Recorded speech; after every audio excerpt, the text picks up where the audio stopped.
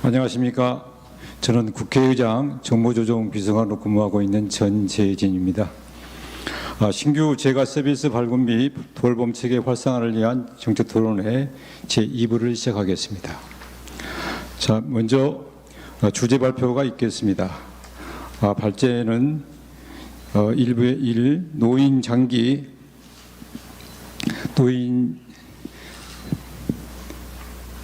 장기 요양보험에서 방문 재활급여 신설에 따른 재활 서비스 활성화 방안에 대해서 안창식 을지대학교 교수님의 발제가 있겠습니다. 교수님 발제 부탁드리겠습니다. 네, 반갑습니다. 을지대학교 보험과학대학 안창식입니다. 자, 제가 첫 번째 주자로 주제 발표를 하게 되었습니다. 사실 지난번에 한번 우리 이 공청회 토론회를 이제 개최하려고 했는데 뜻하지 않게 지금 오늘로 미뤄진 것 같습니다. 아시다시피 지금 우리 이 국가재난 코비드로 인해서 여러 가지 모든 이런 사회적 국가적으로 큰 재난을 위기를 맞고 있는데요. 특히 이 방문재활 사업과 관련된 모든 방문 가정방문을 비롯해서 이러한 여러 가지의 서비스들이 모두 지금 정지 상태입니다. 아시다시피. 그리고 또 우리가 크고 작은 여러 가지 사업들이 지금 모두 할 수 없는 그런 상황이 지금 현재 상황입니다. 이런 시점에 우리가 또 이와 같은 가정방문 특히 재활 서비스 역량과 관련한 이러한 제도를 위한 이런 활성화를 위한 이런 토론회 그리고 또 제도적으로 또 어떻게 이거를 이어갈 수 있을까 이러한 여러 가지의 논의를 하는 것이 또 하나의 뜻깊은 어떤 행사라고 볼 수 있습니다. 오래전부터 우리가 방문재활 그 다음에 가정방문 여러 가지 재활복지 이런 것들이 상당히 오래전부터 이게 벌써 시도되었고 또 수없이 많은 이런 토론회, 공청회를 거쳤지만 2008년 장기요양보험제도 시행 이후로 아직까지도 방문재가 혹은 재활사업이 지금 한 걸음도 나가지 못하는 지금 현재 실정입니다. 시대의 흐름에 따라서 많은 이런 대상자들이 요구가 굉장히 지금 현재 강하게 대두되고 있고 그리고 여기에 대한 효과나 필요성, 목적은 이미 우리 학문적으로, 학술적으로, 임상적으로도 이와 같은 중요성은 크게 지금 부각되고 있습니다. 그럼에도 왜 이렇게 아직까지 제도적으로 정착이 안 돼 있는가? 저도 잘 모르겠습니다. 왜 그렇게 안 돼 있는가? 자, 우리가 전문가들은 어느 정도 알고 있습니다. 여러 가지 문제가 있겠죠. 재정적인 부분이 또 첫 번째 사유가 될 수 있고 또 하나의 여러 가지 관계 법령이 상당히 좀 복잡한 걸로 알고 있습니다. 그래서 그런 부분도 아직까지 이러한 걸림돌이 되지 않겠나 생각이 되고 또 무엇보다도 또 이러한 수요자의 욕구에 다양한 수요자의 욕구에 우리가 어떻게 만족을 시킬 수 있을까 이런 것도 매우 참 복잡한 그러한 여러 가지 원인 관계가 있을 겁니다. 자, 그런데 이거는 어디까지나 공급자 입장이고 현대 사회에서 수급자 그야말로 수요자 입장에서 볼 때는 이거는 이제는 더 이상 미루어서 되지 않는 그러한 중요한 사업인 것 같습니다. 그리고 중요한 제도이고 또 국가적으로도 이와 같은 여러 가지 현재의 관련 이런 제도적인 게 지금 시행되고 있지 않습니까? 지금 커뮤니티 케어라든지 그 다음에 또 2차 장기요양 기본계획에서도 이런 것들이 많이 이렇게 대두되고 핵심적인 어떤 사업 내용으로 지금 되고 있습니다. 자, 그래서 이와 같은 여러 가지 중요성과 그 다음에 목적 그리고 필요한 이런 요구에 좀 부응할 수 있도록 우리 존경하는 국회의원님 김성주 국회의원님 그리고 오늘 또 이렇게 이 경청해 주시는 것만 해도 저는 참 감사드립니다. 그동안에 뭐 많은 토론회를 했지만은 이렇게 직접 이렇게 경청해 주시는 건 처음 봤습니다. 그리고 우리도 복지부에 또 과장님까지 이렇게 계시고, 특히 우리 공단에 또 정책 과제로 앞으로 지금 공단에서 주관해서 방문 재활의 정책 과제를 지금 수행하는 걸로 알고 있습니다. 빨리 새로운 모델이 개발돼서 신규 사업으로 진행되었으면 하는 바람입니다. 자, 너무 서론이 긴데요. 제가 말씀드린 내용은 다음과 같습니다. 자, 방문 재활이 무엇인가? 예, 방문 재활은 2020년 우리가 빅데이터의 키워드를 중심으로 쭉 살펴봤습니다. 잘 안 보이시죠, 그죠? 그런데 자세히 보면 보입니다. 좀 관심을 가지시고, 자, 여기에서 뭐 제가 색깔을 약간, 저도 잘 안 보입니다. 그래서 색깔을 이렇게 달리했는데, 방문 재활 그러면은 떠오르는 게 뭐 여러 가지 사회 비용 절감. 아까 재정 문제를 제가 말씀드렸지만은 사회 비용 절감 부분, 그 다음에 기능장애 예방, 뭐 여러 가지 수요자 중심의 보건 의료다.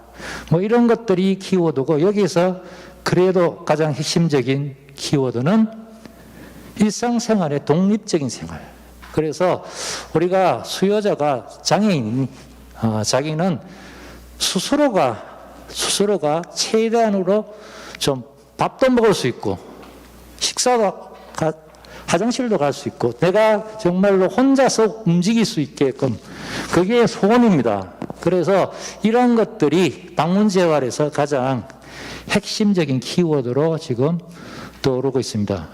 그래서 지금 현재 여러 가지 크고 작은 보건의료기관 단체에서 여러 가지 이러한 방문을 통해서 여러 가지 사업을 지금 많이 진행을 하고 있습니다.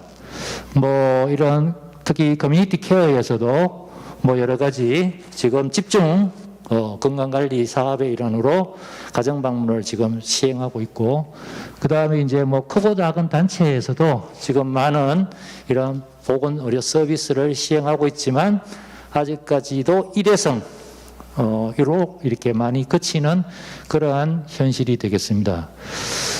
자, 방문 재활의 정의를 한번 살펴보면은 2003년에 이런 국민건강보호관리공단에서 정의한 내용입니다.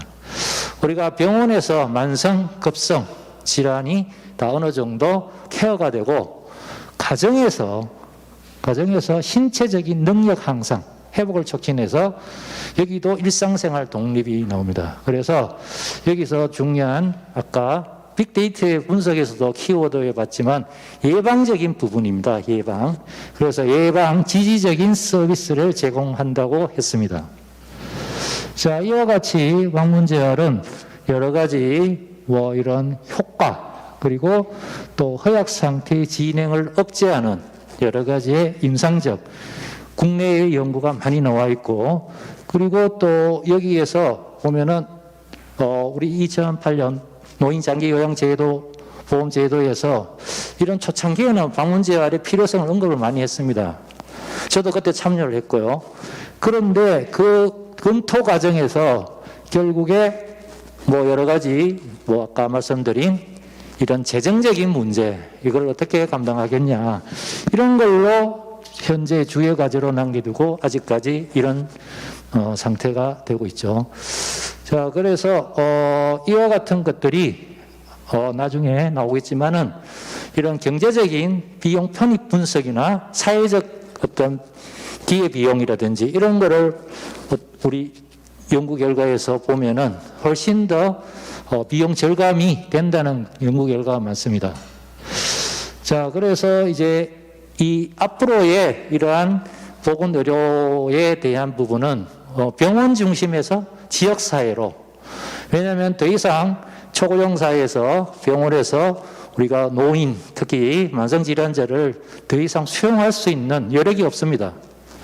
따라서 이분들은 결국에 나중에 지역사회, 특히 집으로 갈 수밖에 없는 상황입니다. 그래서 이와 같은 여러 가지 수요자 중심, 그 다음에 치료에서 지원으로, 그리고 또 매일 살아가는 공간, 이런 곳에서 지역사회에 관련된 방문 재활이 또 하나 필요하고, 결국에 병원과 지역사회로 연결할 수 있는 이런 부분이 바로 방문 재활이 아닐까 생각이 됩니다. 아까 재정적인 부분, 비용적인 측면에서도 2012년도에 이거는 뭐 어떤 그 석박사에서 뭐 연구한 결과지만은 어쨌든 이 개인적으로 뇌혈관 장애의 비용 변익 분석을 해보니 방문 재활 치료의 방식이 의료기관 내원 방식보다도 약 2.04배 경제적인 이익이 높았다고 하고요. 사회적 순편익도 1.84배가 더 이익이라고 이런 결과를 가져오고 있습니다.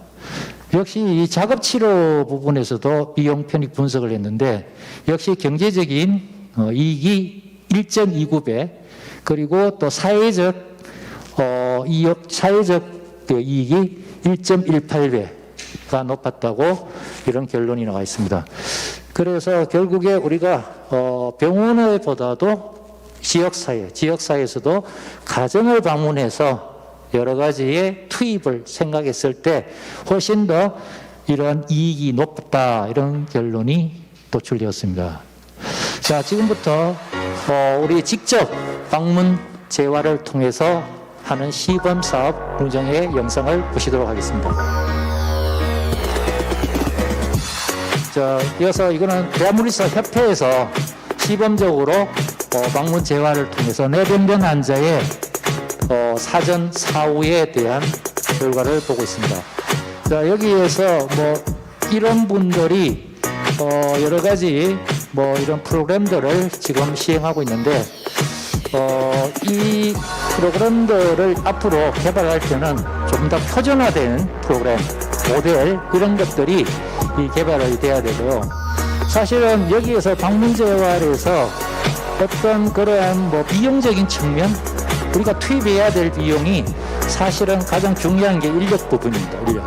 뭐 여기에서 우리가 뭐 기계를 가져간다, 아니면은 뭐 치료를 할 수 있다, 그런 차원이 아니잖아요. 그래서 아까 말씀드린 어떤 예방적인 접근을 하기 때문에 대부분의 어떤 신체 활동을 개선시킬 수 있는 그런 부분이 여기에 모두 포함되어 있습니다.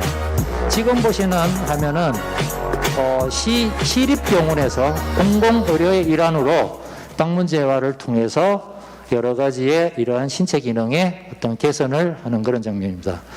그래서 향후에 또 우리 공단에서 또 정책 연구하실 때 이러한 어떤 시범 운영을 통한 사례를 보고 또 거기에서 또 인력에 대한 부분과 그 다음에 비용적인 측면, 그리고 또 가장 중요한 거는 이와 같은 평가나 아니면은 어떤 중재에 대한 프로토콜이 중요합니다. 그래서 이러한 부분을 참고를 나중에 하셔서 정책 연구에 많이 활용하시면 좋을 것으로 봅니다. 그래서 현재 지금 평가와 치료의 프로토콜이 벌써 이미 개발되어 있습니다. 그래서 그런 부분을 좀 잘 활용하시면 좋을 것 같습니다.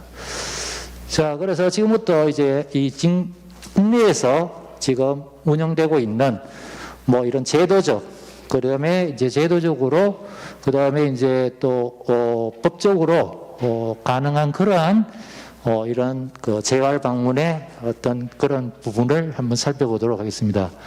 지금 벌써 2년 전부터 커뮤니티 케어의 선도 사업이 지금 진행되고 있는데요. 지금도 뭐 2018년부터 했지만은 지금 2019년 작년과 올해 전부 다 모두 이렇게 정지가 된 그런 사업이 되겠습니다. 자, 초창기에 이 방문 재활의 일환으로 집중관리, 건강관리에 대한 부분, 이 부분으로 건강관리 서비스를 지금 시행하고 있는데 이것이 물론 이제 재활 부분에 어느 정도 영역을 차지하고 있습니다. 하지만은 뭐 수급자가 기초 생활 대상자다 보니까 아직 굉장히 한정적이고, 자, 여기에 투입되는 인력들이 뭐 아쉽게도 간호사 분이 대부분입니다. 그래서 재활의 전문 영역이 여기에 조금 부족하고, 그리고 또 여기에 예방 중심의 건강관리 교육이 주가 돼야 되는데 뭐 여러 가지 만성적인 질환을 관리하는 그런 부분이 이제 아쉬운 부분이 되겠습니다.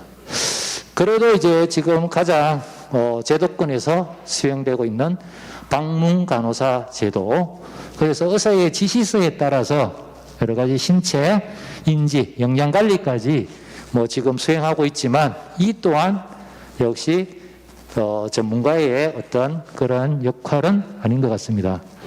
따라서 이와 같은 방문 간호사와 같은 제도를 잘 도입을 한다면 방문 재활에서도 보다도 안전하고 보장된 재활 서비스가 제공이 가능할 거라고 생각이 됩니다. 또한 이제 그 커뮤니티 케어에서 지금 앞으로 우리 뭐 치매 대상자 어떻게 관리할 것인가. 치매 대상자가 지금은 점점 지금 수요자가 많이 증가가 되고 있고, 우리가 2026년에 초고령 사회가 되면은 사실 치매 대상자가 기하급수적으로 지금 늘 거로 예상이 됩니다. 따라서 이거는 예방적인 차원이 되지 않으면은 앞으로 해결이 방안이 없다고 생각이 됩니다. 그래서 커뮤니티 케어에서도 이러한 작업치료 영역에서 이러한 인지 기능을 특히 이 재활 쪽으로 같이 이렇게 해결함으로써 이러한 뭐 이 재활의 의료 비용 측면뿐 아니라 그의 가족까지 이렇게 만족도를 오는 것은 우수 사례라고 볼 수가 있겠습니다.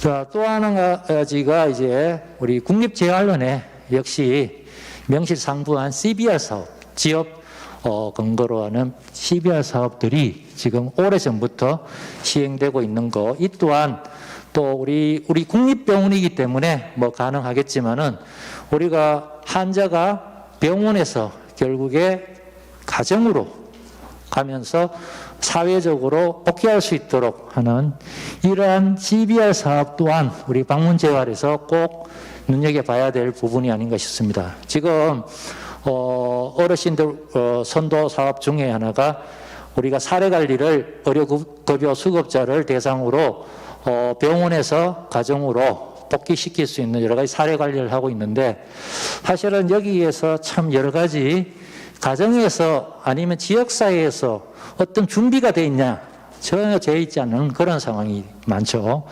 그래서 이와 같은 국립재활원에서 보건소와 연계해서 인적 물적 자원을 이용하는 여러 가지 어떤 우리 장애인들을 복귀시킬 수 있는 프로그램들. 자, 여기에서도 사실은 뭐 여러 가지 인적 자원의 한계가 많죠. 항상 우리가 인력이 문제입니다. 어떤 물적 자원보다도.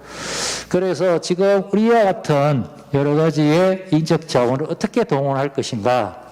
그래서 지금 뭐 우리 대한물리치료사 협회, 작업치료사 협회, 이와 같은 전문 인력의 인적 자원도 물론 중요하죠. 중요하지만은 그 이외에 역량, 그 다음에 사회복지, 이 다학제적으로 통합된 인적 자원을 잘 활용할 수 있는 이러한 부분이 또 하나의 우리가 또 방문재활의 또 제공 인력으로서 깊이 고민해야 될 부분이 아닌가 생각이 됩니다. 좋은 예로 지금 중앙치매센터에서 치매 환자의 전문 인력으로 지금 공급이 부족한 상태입니다. 따라서 치매 스포트즈, 그 다음에 치매 돌봄 봉사 단체, 이런 단체를 최대로 활용을 지금 하고 있는 실정입니다. 그래서 이와 같은 우리 이 방문을 재활을 통하는 이러한 부분에 있어서는 뭐 여러 가지 봉사단체, 전공에 대한 기부 단체라든지 이런 전문 인력을 적극적으로 활용해야 될 것으로 보입니다. 자, 또 한 가지가 이제 뭐 우리 주간보호센터, 뭐 국내에 지금 여러 우수한 주간보호센터가 지금 많이 시행되고 있는데요. 이 주간보호센터에서도 우리가 또 주간보호센터에서의 역할만 아니라 방문을 통해 가지고 다시 센터로 이용할 수 있도록 여러 가지 교육에서부터 일상생활 동작을 직접 시행해 줌으로써 또 우리 방문재활 서비스가 도입될 때 하나의 거점 지역으로 또 활용할 수 있는 좋은 방안이라고 봅니다. 자, 그래서 이제까지는 뭐 사례나 그 다음에 현재의 상황을 살펴봤습니다. 앞으로 우리 활성화 방안을 위해서 우선 전문 직종의 역할, 과연 어떠한 직종이 여기에서 어떠한 임무를 수행해야 될 것인가. 자, 여기에서는 우리가 지역 지금 사회 통합 돌봄 시스템에도 알 수 있듯이 모든 사업들이 이제는 통합으로 이루어져야 된다는 거죠. 그래서 통합에 대한 부분이 여기에서도 여기 많은 내용이 지금 나와 있습니다. 그래서 이 지역 사회 또 특히 가정에서 뭐 이와 같은 일상생활 동작에서부터 주거 환경, 그 다음에 복지 연구, 그 다음에 역량, 그 다음에 사회까지, 사회복지까지 여러 가지를 아울러야 하는 이런 다학제적인 통합적인 접근 방법. 우리 2011년 벌써 WHO에서도 이러한 전문 영역의 협업을 위한 우리 수요자 중심의 어떤 서비스 프로그램을 굉장히 지금 보급을 많이 하고 또 그렇게 앞으로 나가야 될 부분이라고 봅니다. 자, 그래서 방문재활 전문 직종의 역할은 보다 더 통합적이고 또 그 다음에 어떤 그러한 협업을 통해서 우리가 사업을 목적을 달성해야 되겠다는 부분이고 그 다음에 이 대상에서 많은 이런 여러 가지 수급자분들이 많고 다양한 또 욕구가 많이 있을 거라고 예상이 됩니다. 그래서 방문재활 서비스의 대상은 우선 효과성이 높은 집단부터 먼저 시행을 하는 것이 바람직하다고 생각이 됩니다. 따라서 우리가 예방적인 차원에서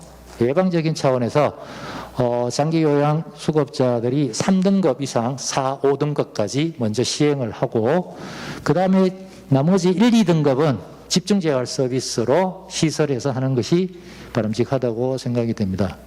서비스의 목표 및 내용에 대한 부분도 아까 말씀드렸지만 어떤 치료 중심이 아니고 우리가 예방 중심으로 가야 된다는 건 누구도 다 공감을 하고 있습니다. 그래서 우리가 1차, 2차, 3차 예방, 3차 예방은 대부분 병원에서 이루어지는 거죠. 재발을 다시 막을 수 있는. 그래서 우리는 1차, 2차적인 예를 들면은 허약 노인이 더 이상 장기 요양 제도로 글로 유입되지 않도록 차단하는 그러한 1차 및 2차 예방 중심으로 가야 된다. 그래서 서비스 내용들이 여기에 나와 있지만은 일상생활 동작, 그 다음에 뭐 여러 가지 복지연구, 특히 복지연구도 상당히 뭐 요새 많이 서비스 분야로 많이 중요한 부분을 차지하고 있습니다. 자, 그래서 인력은 뭐 다학제 아까 말씀드렸지만은 우선 재활 전문 인력을 시작으로 또 거기에 관련된 또 역량과 함께 사회복지까지 그리고 또 서포터즈들이 매우 여기에서 초기에는 많이 활성화되어야 할 것으로 생각이 됩니다. 자, 마지막으로 기대 효과입니다. 뭐 제가 서두에서 말씀드렸지만은 여러 가지 지금 의료기관과 첫 번째는 제가 서비스의 효율적인 연계 첫 번째, 두 번째는 장기요양 특히 2차 이 장기요양 기본계획 여기에도 제가 서비스를 지금 핵심 사업과제로 지금 떠올리고 있습니다. 그래서 그런 부분에 있어서 효율적인 연계와 그 다음에 결국에 우리가 지역사회에서 앞으로 생을 마감하는 그러한 수요자 중심의 이런 재활 서비스가 앞으로 시행돼야 된다고 생각이 됩니다. 자, 그래서 짧은 시간이라서 제가 좀 뭐 빨리 말씀을 드렸는데 저는 이것으로 발표를 마치도록 하겠습니다. 고맙습니다. 네, 안창식 교수님 수고하셨습니다. 수요자 중심의 맞춤형 의료 체계의 전달 방식이 앞으로의 주요의 의제가 되어야 된다는 말씀이 나온 것 같습니다. 가능한 한 3시부터 시작되기 때문에 모든 분들이 전체적으로 토론을 하려면 시간을 좀 짧게 양보다는 좀 질적인 측면에서 발표를 해주시면 고맙겠습니다. 다음에 두 번째 발표자는 노인 장기 요양보험에서 방문 영양급여 신설에 따른 영양 서비스 활성화 방안에 대해서 송수진 한남대학교 교수님의 발표가 있겠습니다. 가능한 한 시간을 좀 맞춰주시면 고맙겠습니다.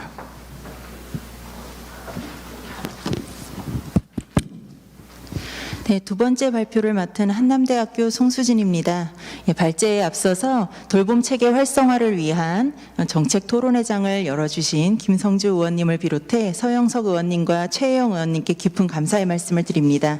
또 이런 의미 있는 자리에서 방문 영양 서비스에 대한 발제를 할 수 있는 기회를 주신 대한영양사협회 이영훈 회장님과 관계자분들께도 진심으로 감사드립니다.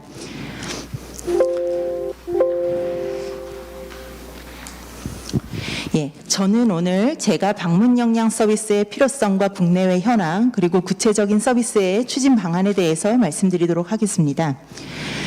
방문 영양 서비스라는 주제로 들어가면서 이 사진을 먼저 보여드리려고 합니다.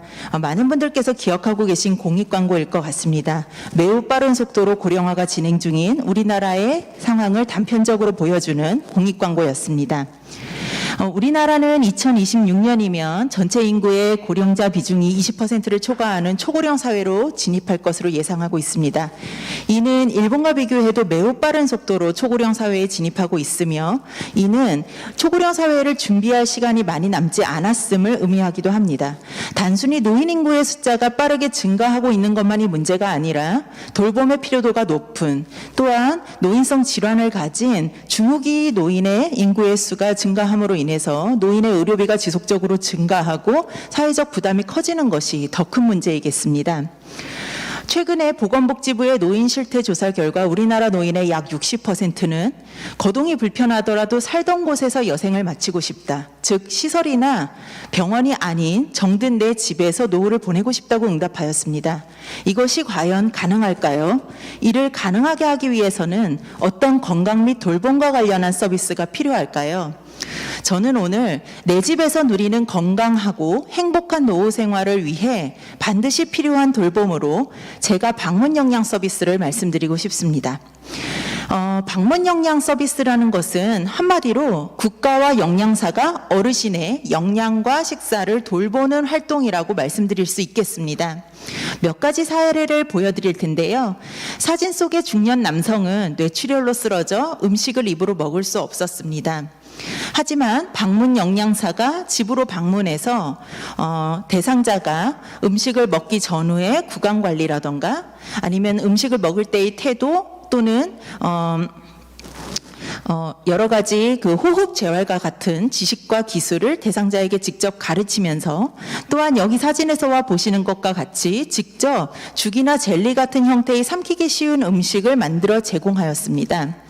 이렇게 방문 영양사는 음식을 먹을 수 없었던 환자가 원하는 음식을 먹는 순간이 방문 영양의 가장 큰 기쁨이자 그리고 보람이라고 말합니다. 다음의 사례는 노인 요양홈에 계신 한 노인분의 이야기인데요. 병원에 있을 때는 하루에 물 한 모금조차도 마시기가 좀 힘든 그런 상태였으나 요양홈으로 온 뒤 영양사의 체계적인 도움과 관리를 통해서 아침 저녁으로는 고영양 식품을 섭취하고 점심은 믹서로 가른 음식을 먹을 수 있게 되었다고 합니다. 이 어르신께서는 입으로 음식을 먹으면서 진정으로 살아있음을 느끼게 되었다고 말하였습니다. 이렇게 노인 요양홈에 있는 관리 영양사는 노인 개개인의 체중이나 영양 상태를 살피고 그에 맞는 식사를 제공함으로써 어르신들이 삶의 마지막까지 먹는 즐거움을 누리고 그리고 건강하고 존엄한 삶을 사는데 도움을 주는 역할을 하고 있습니다. 이 사진은 87세의 아내가 97세의 남편을 집에서 간호하고 있는 모습입니다. 남편은 신장질환을 앓고 있고 재택 요양 중인 환자입니다. 의사가 식사를 주의해서 해야 한다고 말했지만 아내는 식사를 어떻게 준비해야 할지 잘 모르는 상황입니다. 이때 방문 영양사가 환자의 집에 방문해서 여러 가지 식사의 섭취나 영양 관리를 도와주고 그렇게 함으로써 질병의 악화를 예방하고 안심하고 맛있는 식사를 할 수 있도록 돕는 역할을 하고 있습니다. 이 경우는 우리나라 부산 진구의 경우입니다. 지역사회 통합돌봄 선도지역으로서 지역사회 내에 커뮤니티 키친인 온마을 사랑채를 설립하고서 이를 통해서 어르신들에게 영양 관리와 식사 제공 서비스를 지원하고 있습니다.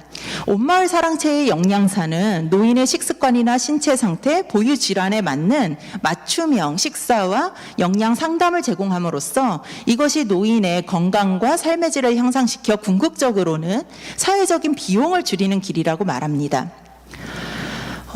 그저 오래 사는 것이 목표가 아니라 정든 내 집에서 스스로 건강하고 행복한 노후를 보내기 위한 통합 돌봄을 실현하고자 하는 이러한 시점에 우리는 무엇을 준비하고 시작해야 할까요? 식사는 인간이 삶을 살아가는 데 있어서 가장 기본적인 요소입니다. 따라서 전문 인력인 영양사가 어르신의 댁에 찾아가 개인의 건강 상태와 그에 맞는 영양 관리와 건강한 식사를 돌보는 제가 방문 영양 서비스의 신설이 필수적이라고 생각됩니다. 국가는 보장하고 믿을 수 있는 한국형 방문 영양 서비스를 발굴하고 이를 법제화할 필요가 있습니다. 이에 따라서 노인 장기요양보험에 제가 방문 영양 서비스를 신설해야 하는 필요성을 말씀드리겠습니다. 우리나라 노인 장기요양보험 제도는 2008년에 도입돼서 노인의 건강 증진과 생활 안정을 꾀하고 있습니다. 잘 아시는 내용이기 때문에 넘어가도록 하겠습니다. 노인 장기요양보험에 제가 노인을 대상으로 방문 요양이나 방문 목욕 또 방문 간호와 같은 서비스가 제공되고 있으며 현재 약 75%의 수급자가 재가급여를 이용하고 있는 것으로 나타났습니다. 이러한 재가 서비스는 노인의 시설이나 병원 입소를 늦추고 그리고 되도록 재가해서 건강을 유지하면서 기능 저하를 막는 그러한 목표를 가지고 제공되어야 하겠습니다. 노인의 경우에 신체적, 생리적, 기능적인 노화로 인한 영양불량 및 여러 가지 질병을 가지고 있기 때문에 그로 인한 영양 문제가 악화되어서 이환율이 더욱 증가하고 입원 기간이 연장되거나 의료비가 부담되는 그러한 문제로 연결되며 궁극적으로는 기능이나 인지 능력이 떨어지고 사망률이 높아지는 문제로 이어집니다. 또한 노인의 경우에 돌봐줄 수 있는 사람이 부재하거나 스스로 거동이 불편한 경우에는 이런 영양불량의 문제가 더욱더 악화되는 실정입니다. 이런 연결고리를 끊기 위해서는 적절한 영양관리와 식사 제공이 무엇보다도 중요한 역할을 할 수 있을 것이라고 생각합니다. 특히 노인의 잔존 기능을 강화시키고 보유한 질환에 특화된 그런 맞춤형 영양 중재를 제공함으로써 이러한 연결고리가 끊어지고 그리고 건강한 삶을 유지할 수 있도록 도울 수 있을 것 같습니다. 그런 역할에 영양 전문가인 영양사의 체계적인 관리가 무엇보다도 중요할 것입니다. 노인 장기요양보험의 수급자의 대부분은 스스로 식사를 준비하거나 섭취할 수 있는 기능이 매우 약화되어 있는 상태이고 또 돌봄의 필요도가 높은 대상임에 따라서 이들의 질병의 악화를 방지하고 사회적 비용의 부담을 줄이기 위해서는 노인 장기요양보험 내 재가 방문 영양 서비스의 도입이 시급하다고 생각됩니다. 이를 통해서 수요자 중심의 돌봄 체계를 구축하고 활성화하는 데 기여할 수 있을 것입니다. 잠시 우리나라의 방문 영양 서비스 현황을 살펴보도록 하겠습니다.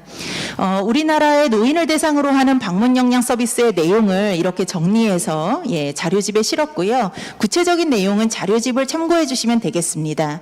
주로 지역사회 기반의 영양사업 형태로서 특히 저소득층의 노인이라던가 1인 가구의 노인 또는 영양 위험이 높은 노인을 대상으로 서비스가 제공되고 있는 실정입니다.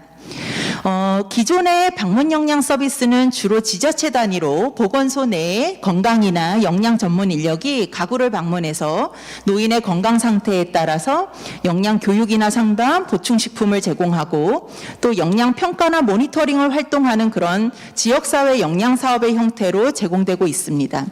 제가 노인을 위한 급식 서비스로서 도시락이나 아니면 밑반찬 배달 사업도 진행이 되고 있습니다.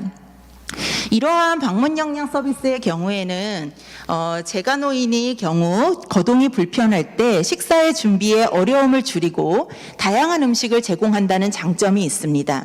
하지만 주로 사회 경제적인 취약계층만을 대상으로 한정하는 사업의 경우가 많고 수혜자의 건강 상태를 충분히 고려한 맞춤형 식사 관리와 제공이 어렵다는 단점이 있습니다. 보다 더 장기요양 수급자의 현황과 요구도에 초점을 맞추어서 보겠습니다. 노인 장기요양보험 실태조사의 결과에 따르면 2018년 기준 수급자의 75%가 재가급여를 이용하고 있습니다. 장기요양보험 수급자의 평균 3.4개의 만성질환을 가지고 있다고 응답이 되었으며 5개 이상의 만성질환을 가지고 있는 수급자도 21%가량 보고되었습니다. 주거 공간에서 생활하거나 외출할 때 거동 가능한 수준에 대해서는 독립적으로 이동이 가능하다고 응답한 경우는 21%에 그쳤으며 나머지는 거동이 불편한 것으로 보고되었습니다.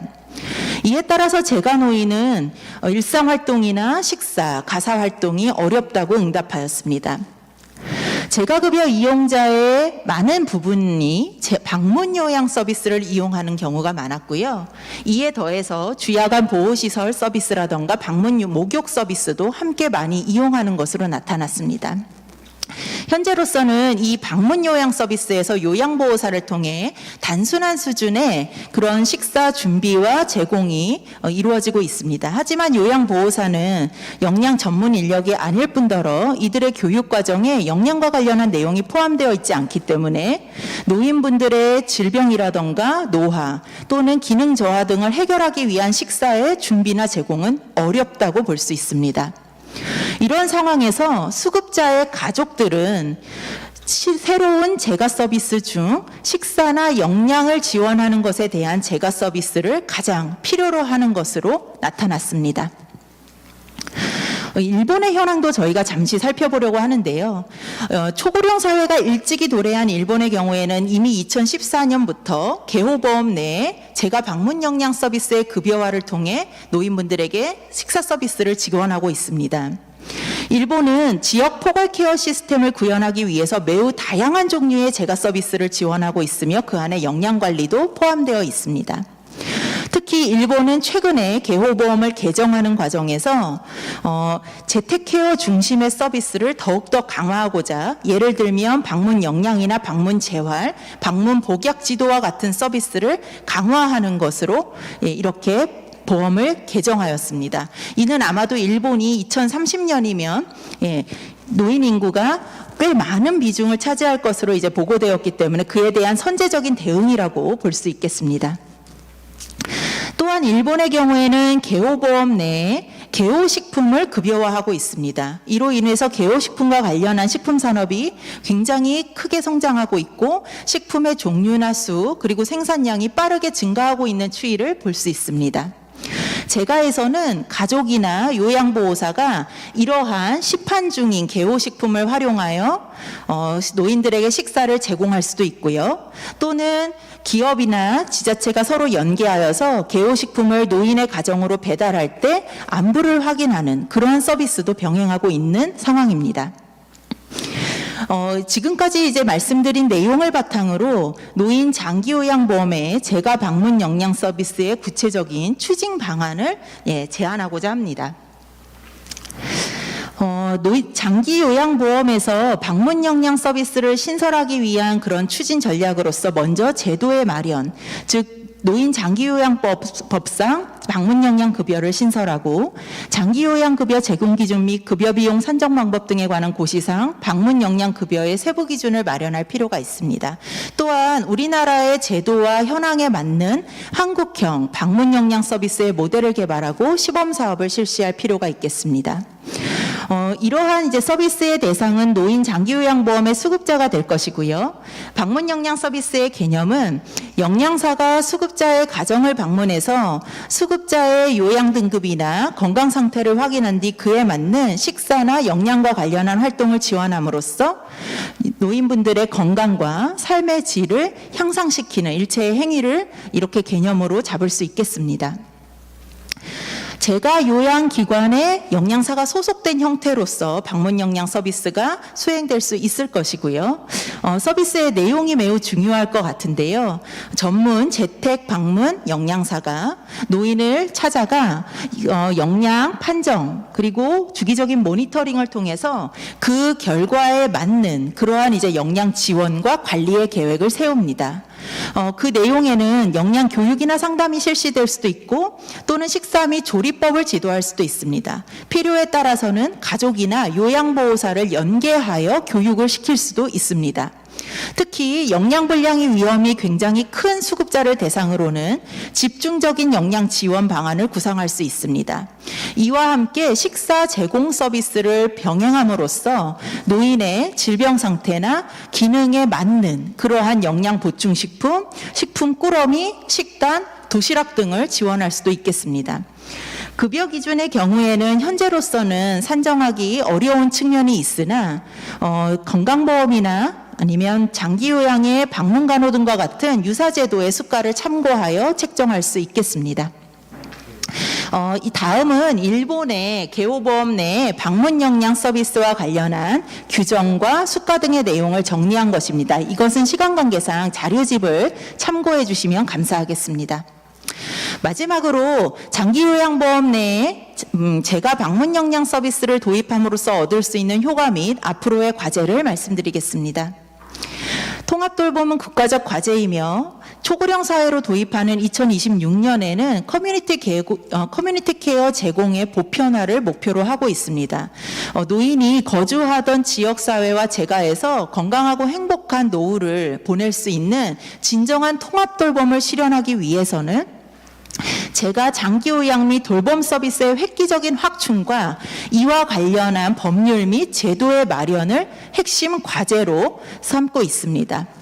그렇기 때문에 앞으로의 통합돌봄이 전국적으로 확대되는 그러한 이제 상황에 따라서 지금이 선제적으로 이러한 다양한 재가 서비스를 발굴하고 법제화해야 할 시기라고 보여집니다.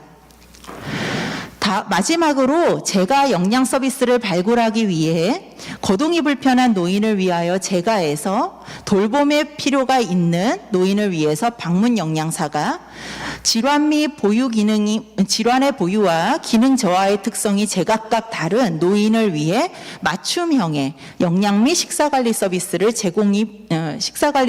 제공이 반드시 필요함을 한 번 더 강조드리고 싶습니다. 이러한 이제 제가 방문 영양 서비스의 신설 및 신속한 정착을 위해서는 무엇보다도 한국형 제가 방문 영양 서비스의 모델을 개발하고 이를 위한 시범 사업을 실시할 필요가 있겠습니다. 또한 관련 법령의 개정을 추진하고 국가 차원에서 제도화 작업을 통해 이러한 신규 서비스가 잘 정착될 수 있을 것이라고 생각됩니다. 그렇게 함으로써 노인이 살던 곳에서 건강한 노후를 보낼 수 있는 통합돌봄이 실현될 것이라고 기대됩니다. 무엇보다도 노인의 삶의 존엄성을 높이는데 가장 중요한 길이 될 수 있을 것이라고 생각합니다. 발표는 여기까지입니다. 경청해 주셔서 감사합니다. 송수진 교수님 수고하셨습니다. 현장 중심의 사례를 통해서 노인 장기 요양보험의 재가급여 종류의 방문 영양 서비스를 신설하여 전문적이고 체계적인 영양관리를 통한 노인의 건강 및 삶의 질을 향상시킬 수 있다는 주제 발표 내용이었습니다. 수고하셨습니다. 자, 세 번째로는 일본 개호급여 사례로 본 지역사회 밀착형 재가 서비스 발표를 황재영 노인연구정보센터 센터장님으로부터 발표가 있겠습니다. 예, 감사합니다. 원래 제가 발표를 한 25분 정도 부탁드렸는데 오니까 또 15분만 해달라고 그래서 좀 그럼 짧게 최대한 좀 준비를 했는데 일본 사례를 조금 발표드리겠습니다. 뭐 아시는 것처럼 사실 일본이 주는 우리에게 가장 큰 혜택은 기회비용인 것 같습니다. 센터장님 20분간 하십시오. 네, 감사합니다. 내용을 굉장히 충실하게 해왔습니다. 기회비용을 제공하고 있고요. 잠깐 조금 제가 시간을 더 받아서 여담을 말씀드리면 2008년 우리나라 장기요양보험 들어갈 때 제가 일본에 있었는데 일본 학자들이 깜짝 놀라더라고요. 이렇게 준비 없이 장기요양보험이라는 게 시행될 수 있다는 것에 대해서. 근데 10년이 넘게 지나서 이제 장기요양의 인정 등급을 하는 분들이 이제 100만 명을 넘어갔고요. 인정 등급을 받은 분이 이제 85만 명이 넘어가고 있습니다. 그런데요, 2008년 장기요양보험 들어올 때랑 지금이랑 서비스가 바뀐 게 하나도 없어요. 제가 서비스는 거의 80% 이상이 방문 요양이랑 방문 모욕을 차지하고 있고요. 굉장히 편중된 서비스, 그리고 입소시설뿐이 없습니다. 시작하겠습니다. 필요성, 그 다음에 지역 포괄 케어하고 일본의 커뮤니티 케어랑 방문 재활 중심으로 하고요. 그다음에 현황들에 대해서 발표드리겠습니다. 시간이 많이 없으니까 넘어갈게요. 고령화라고 하는 건 영원할 것 같지 않고요. 사실 일본만 봐도 일본이 지금 고령 인구가 28% 가거든요. 가고 있는데 3,500만 명, 3,600만 명 지금 넘어가고 있는데 이 인구에서 인구는 별 변화하지 않습니다. 그 가운데서 연령층만 늘어갑니다. 네, 연령층만 늘어간다. 그리고 일본은 피크를 맞아가고 있고요. 그리고 이 피크의 핵심이 일본의 베이비 부머 세대들 47년에서 49년 이때 680만 명이 태어나서 이 사람들이 다 65세가 되는 시기를 2015년 문제라고 그랬고요. 이 사람들이 다 75세가 되는 한 여기 등급 따지면 한 30%씩 나오더라고요. 75세 정도 되니까. 근데 이 사람들을 2025년 그다음에 2035년 문제가 되면 이때부터는 다 터미널 케어, 임종 케어로 들어가는 시기입니다. 사실 그래서 시대에 따라 고령자가 가져가야 될 요양에서의 테마가 있다. 두 번째는요, 우리나라도 그렇지만 일본도 기본적으로 신청주의를 기본으로 한 국가입니다. 가족이라든지 본인이 신청하지 않으면 누가 서비스를 찾아주지 않아요. 그 상태에서 가족이라고 하는 것은 굉장히 중요한 의미입니다. 그리고 기본적으로 일본이나 한국이나 가족이 있다는 전제하에 장기요양이 제작됐어요. 만들어졌어요. 다시 얘기해서 독거인 사람이 지역에서 365일 살 수 있는 서비스가 아닙니다. 자, 그래서 일본에서는 이번에 그 개호보험 개정될 때 가장 핵심이요. 무슨 서비스 한다기보다 이 독거 노인이라든지 노인의 고립을 어떻게 방지할 거냐, 지역사회랑 연계할 거냐가 사실은 가장 큰 핵심이었습니다. 그리고 치매 노인인데요. 일본만 해도 지금 그 75세 이상자들이 너무 높아지다 보니까 우리나라 뭐 얘기하는 10% 정도가 아니라 실제 한 18% 유병률 잡고 있습니다. 예, 그리고 정확하게 이 사람들은 얘기하길 뭐냐면 그 예방 단계 IADL의 단계에 있는 사람들은 예방과 검진 중심으로 가고 초기라든지 중등도까지 갈 때는 재활과 치료로 가고 그 중증으로 가면 사실 이제 케어로 가자라고 하는 3단계적인 발상을 좀 가지고 있는 것 같고요. 그래서 이제 향후 일본 같은 사회에서는 가장 큰 핵심이 죽음에 대한 문제들, 장기요양에서 이분들이 돌아가시는데 다 병원에 가서 돌아가실 수는 없기 때문에 어떻게 시설이다든지 제거해서 돌아가시게 할 것인가. 그리고 말씀드리면 사실 저도 이제 우리나라에서 조사해보면 그렇지만 여기 이제 태어났어요. 보시면 이제 말기암이라든지 이런 거 있을 때 어디서 죽고 싶냐 그러면은 약 절반가량이에요, 사실. 한 30-40%는 사실 아직도 계속 의료기관을 선호하십니다. 예. 그리고 인생의 마지막을 선택해야 되면 어딜 택하겠냐. 그래서 70%가 자택 정도. 그래서 다 이 자택을 선호하는 것도 아니고요. 사실 굉장히 그 선호도가 다양하다. 하지만 선택할 수 있는 환경이 주어진다. 라는 거 말씀드리고 싶고요. 자, 그러면 지역포괄지원 케어라고 하는 일본의 커뮤니티 케어랑 좀 상황에서 말씀을 드리는데요. 일본만 해도 사실 이 지역포괄 케어라고 하는 개념으로 하고 있는데요. 우리나라 지역사회 통합돌봄을 할 때 일본은 기본적인 단위를 중학교 단위로 잡더라고요. 인구 3천만 정도의 단위에 의료보건복지 서비스가 어느 정도 있어야지 전수조사한 노인들에게 통합적인 서비스를 제공할 것인가에 대한 개념으로 아주 디테일하게 작게 들어가고 있다는 거 말씀드리고요. 또 하나는 일본에서 사실 우리도 그렇지만 이용자의 그 삶의 질도 있지만 또 하나는 이 병상, 의료비를 어떻게 줄이는가에 대한 문제인데 일본도 명확합니다. 일본은 병상을 어떻게 줄이는가에 대한 문제인데요. 실제 고도급성기랑 일반 급성기에서 일본인들이 한 달 쓰는 비용이 한 1,700만 원에서 2천만 원 정도 된대요. 근데 그게 아급성기라든지 장기요양 쪽으로 내려오면 예를 들어서 장기요양 쪽에 시설로 했을 때는 어느 정도 되냐면 한 500만 원 정도 든답니다. 그 다음에 재가 서비스 쪽으로 방문요양이나 방문재활이나 이렇게 하면 장기요양에서 25만 원, 250만 원 정도 들고요. 지역 의사가 가서 쓰는 비용이 한 20만 원에서 25만 원 든대요. 그것도 그러니까 시설과 재가 서비스의 비용은 크게는 없지만 급성기 병원과의 그 비용은 굉장히 크다. 그래서 이걸 어떻게 줄이느냐라고 해서 일본에서는 굉장히 병상을 세분화해서 병상군 세분하고 그 있는 급성기, 고도급성기를 어떻게 일반 급성기로 내리고 아급성기를 장기요양으로 내리고 요 개념들입니다. 예. 그래서 이제 굉장히 구체적인 단위를 쓰고 아까도 얘기했지만 기본 돌봄은 중학교 단위의 인구 한 3천만 정도 3천 명 정도 되는 단위를 기본으로 해서 복지 계획을 세우고 장교양 계획들이 기본적으로 좀 들어간다. 그리고 우리랑 좀 다른 게 일본은 시정촌이라는 게 1718개 시정촌이 있는데요. 여기마다 뭐냐면 아까 다들 얘기하시는데 우리랑 좀 다른 게 일본은 케어 매니저라는 게 있어가지고요. 장교양 케어 매니저라는 게 있어갖고 거기서 사람들에 대한 코디네이팅을 합니다. 근데 제가 서비스에서는 케어 매니저 한 명이 한 35명 정도의 대상자를 코디네이터 해요. 책임지고 하다 보니까 서비스에 대한 코디네이터가 굉장히 철저하게 좀 이루어지는 편이다.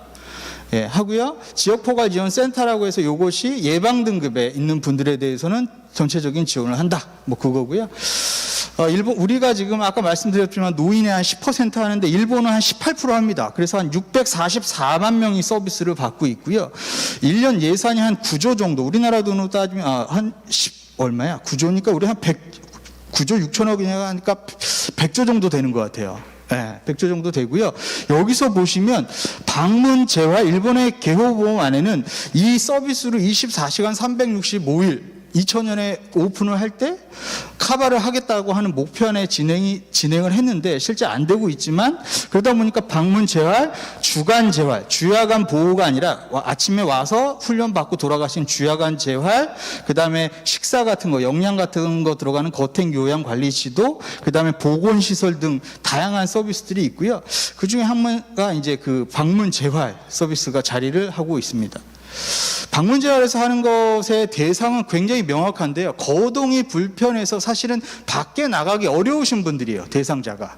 예, 그분 분들이고요. 방문 재활에서 굉장히 다양한 일을 하는데 AD의 훈련, 심신기능 향상, 운동 지도, 가사 동작에 대해서도 가르치고요. 취미 활동, 외부 활동 지원, 복지 용구랑 주택 개보수에 대해서도 이쪽에서 상당히 관여하고 있습니다. 하고 요양 지도라든지 이런 것들 상담을 해서 굉장히 다양하게 하고 있다. 그래서 보시면 그 일본에서는 예방 등급에 있는 분들도 이렇게 서비스를 받고 있는 모습이고요.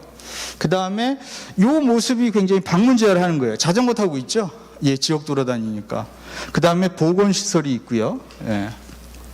그 다음에 이게 주야간 재활입니다. 이제 주야간 보호센터가 아니라 재활이 필요하신 분들이 주야간 보호가 아니라 와서 낮에 훈련을 받아야 하는 곳들, 주야간 재활이 굉장히 활성화되어 있는 거고요. 그 다음에 일본에서는 2000년 개호보험 들어올 때부터 ICF라는 개념을 명확하게 잡아서 사실 예방 등급은 IADL에 대한 분들이고요. ADL에 대한 분들, 그 다음에 기능 향상, 임종 케어까지 사실은 방문 재활이라든 이쪽에서 관여해서 서비스를 제공하고 있다. 그리고 기본적으로 일본에서는 방문 재활 서비스를 받기 위해서는 케어 매니저가 있고 가족이랑 본인이 있고 의사가 있습니다. 의사가 이 3자가 논의를 해서 이쪽 의사 쪽에서 방문 재활 서비스를 가지고 있으면 그쪽 사용해도 되지만 그렇지 않았을 때는 방문 재활 있는 사업소를 통해서 연락 조정을 한다. 그 연락 조정을 케어 매니저가 담당해서 진행을 합니다. 뭐 실제 같은 건 이제 보시면 되는데요. 최대 하루에 한 5집 정도, 40분씩 해가지고 뭐 하루에 한 집에 뭐 50분, 1시간 정도 해서 하루에 5집 돌아다니면 뭐 다 잘 돌아다니는 것 같고요. 보통 들어가서 이제 1시간 정도 생각하면 건강 체크하고 재활 훈련들 하고 가족 상담하고 나오고 하는 정도입니다. 하시고요. 영양에 대한 얘기입니다. 영양이라는 게 사실 단순하게 영양뿐만 아니라 사실 그 영양을 통해서 적절한 운동과 충분한 수면, 규칙적인 생활, 스트레스 해소, 금연, 쾌변이라든지 끼치는 영양이 굉장히 많다라는 게 인정이 돼서 서비스가 진행되고 있고요. 실제 아까 앞에 있는 교수님께서 설명을 드렸는데 방문 영양도 굉장히 명확해요. 거동이 불편한 분의 식사를요. 사실 한국, 일본, 대만이 이 피딩이 굉장히 많잖아요. 보기 어려우니까 사실 호스 꽂아서 영양 제공하거든요. 그런 것을 사실은 막을 수 있는 하나의 좋은 서비스가 방문 영양이 아닌가라고 생각합니다. 똑같이 의사의 처방전이라든지 지시서 있어야 되고요. 그 가운데 역할을 하는 게 케어 매니저예요. 그래서 필요에 따라서 요구에 따라서 진행을 한다. 좀 많아서 넘어가겠습니다. 현황입니다. 방문 재활 같은 경우에 전국에 한 3,871개소, 결코 많은 숫자가 아닙니다. 예. 1,700개 정도의 지자체가 있다 보니까 대도시에 편중돼 있고 이런 거 생각하면 사실 그렇게 많은 포지션을 차지하지 않는다. 예. 그 다음에 개호 비용에서 차지하는 비율이 0.4%, 방문 간호가 2.1%니까 방문 재활이 들어온다고 해서 우리나라 장기요양에서 그다지 크게 포지션을 차지하지는 않을 것 같다, 우리나라도. 그런 생각이 들고요. 실제 그런 방문 재활 서비스를 많이 하는 곳이 어디냐 했을 때, 보통 이제 클리닉이라든지 병원 쪽에서 많이 하고요. 보건시설에서 하는 건 한 16%, 18% 정도 차지하고 있다. 그 다음에 방문 재활 서비스를 이용하기 전에 어디 있었냐 했을 때, 급성기 일반 병동에서 퇴원을 하면서 방문 재활 서비스를 이용하는 겁니다. 예. 목적이 좀 명확하죠. 거동이 불편하니까. 그 다음에 회복기 병동 등이 대부분을 차지하고요. 그 다음에 소규모입니다. 사업소별로 1명에서 10명 정도, 10에서 20명 정도, 사실 소규모 사업소, 그 필요에 맞춰서 하는 것이 대부분이다. 그 다음에 한 달에 7회 정도, 일주일에 2회 정도, 예, 필요에 맞춰서 한다. 예. 그리고 보시면 일본에서는 방문 재활센터에서 서비스를 제공하지만 방문 간호에서도 재활치료 선생님들이 거기에 고용이 돼서 서비스를 제공했을 때 수가 청구가 가능합니다. 그러다 보니까 방문 간호에서 청구하는 건수가 더 늘어날 정도로 좀 역전되는 형상도 보이고 있고요. 그 다음에 방문 재활과 방문 간호의 사실 대상자는 똑같습니다. 예, 똑같다고 보시면 될 것 같고요. 실제 그럼 방문 재활을 했을 때는 물리치료사 선생님들이 거의 한 70%까지 차지하시고 나머지는 작업치료사, 언어치료사 비율로 서비스를 제공하고 있다 보시면 될 것 같고요. 그 다음에, 이건 좀 넘어갈게요. 그 다음에 보통 서비스를 이용하는 게 장기간이 아니고요. 퇴원 후라든지 3개월 미만이 25%를 차지한다. 예. 그리고 3개월 이상 6개월 미만 18% 하다 보니까 이게 굉장히 목적성이 굉장히 명확한 서비스다. 그리고 2년 이상 된 것도 사실은 20% 정도가 있기는 하다라고 보시면 될 것 같습니다. 이건 좀 넘어가고요.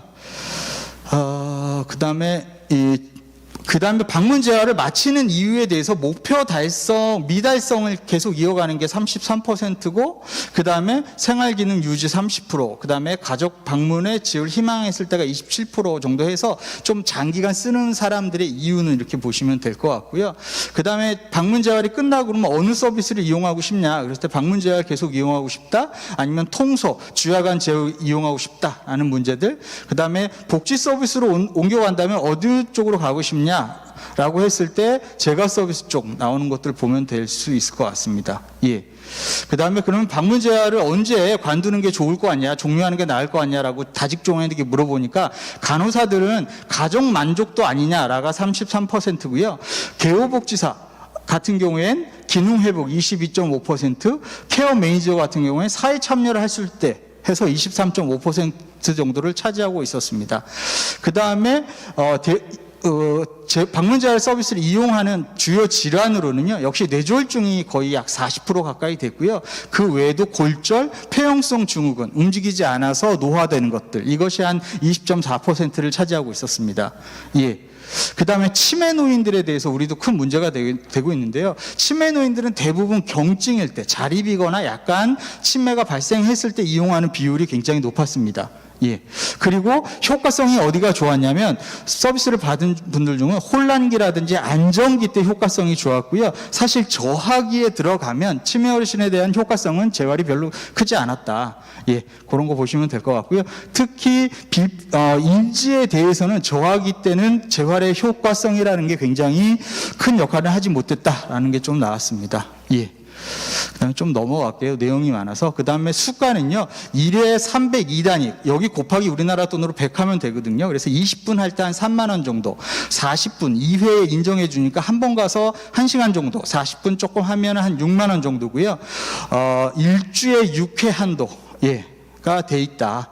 그 정도 보시면 될 것 같고요. 좀 넘겨갈게요. 그 다음에 아까도 말씀드렸지만 초기에 일본에서 굉장히 재활에 대해서 높게 사는 것 중에 단기 집중 재활, 그러니까 1당 200단 2만 원씩 더 추가해서 주는데요. 퇴원 후, 퇴소부터 한 3개월 정도 집중을 제공해줬을 때 굉장히 효과가 좋았다. 그래서 이 부분에 대해서는 사실 하루에 2만 원씩 그 추가금을 주는 거니까 예, 가산을 해주니까 굉장히 효과가 좋았고 이쪽으로 많이 유도하는 편입니다. 예. 그 다음에 아까 영양 서비스 같은 경우에 월 2회까지 가능하고요. 한 번 갔을 때 537단위니까 한 5만 원 정도, 5만 3,700원 정도 약 받으시고요. 한 달이면 한 10만 원 좀 넘으시겠네요. 예. 2번 정도 하시면 뭐 그렇게 보시면 될 것 같고요. 나머지는 좀 넘어갈게요. 일본에선 그 재활 서비스도 그렇지만 영양 서비스도 의료보험과 선택해서 개호보험을 쓸 수 있거든요. 근데 일본에 그 노인 환자가 차지하는 비율이 한 7, 80% 되다 보니까 웬만하면 일본에서도 재정을 위해서 개호보험 쪽으로 돌리는 상황인 것 같고요. 가장 충격적이었던 사실은 뭐냐면 일본이라고 하는 그 선진국 속에서도 재가에 사는 노인들의 약 40%가 저영양 상태였다라고 하는 겁니다. 사실 이것 때문에 영양 서비스가 굉장히 확대되어 가는 거고요. 그다음에 영양사 선생님들한테 바라는 게 뭐냐, 의사들이 얘기했을 때 식사 형태를 재현해주고 필요한 영양 비율을 산출해주고 식단을 제한해주고 등등의 내용들을 의사들은 영양사 선생님들에게 요구하고 있었습니다. 예. 자, 영양의 효과입니다. 예, 제가 영양 그렇게 많이 준비를 못했는데요. 대상자 개개인의 기호에 맞추어 조리를 지도해주고 천천히 식사를 하게 해주고 타인의 시선과 잡음에서 벗어날 수 있고 삶의 질에 도움이 되고 정기적인 방문으로 영양제 대량 구매하지 않아도 되고 입소 혹은 시설에 입소해도 입원이나 입소를 해도 영양에 대한 정보를 공유할 수 있고 한 요 정도 되는 것 같습니다. 예, 제가 빨리빨리 말씀드렸는데요. 제가 하나 이제 그 일본의 제도를 보면서 느낀 건 뭐냐면 우리나라는 아직도 그 지역사회 통합돌봄이라는 단어를 쓰지만 굉장히 그 제도가 분절돼 있다. 예, 분절돼 있어서 이 제도의 분절부터 어떻게 해결해 갈 것인가가 굉장히 크지 않을까. 예, 사회보험 제도랑 조세 제도, 그 다음에 지역의 보건 서비스라든지 복지 서비스 한 4개 나눠져 있는 것 같거든요. 이것에 대한 통합을 아까 그 안창식 교수님 얘기했지만 그 대상자, 수급자 중심으로 어떻게 해나갈지가 중요한 것 같습니다. 예, 이상입니다. 네, 우리 황재영 센터장님 수고하셨습니다. 일본의 방문 재활 서비스에 대해서 효과와 장점에 대해 소상하게 발표가 있었습니다. 세 분의 주제 발표를 마치고 지금부터는 이 세 분의 발표에 대한 토론자들의 토론을 시작하겠습니다. 자, 토론자들 앞차서 와주실랍니까?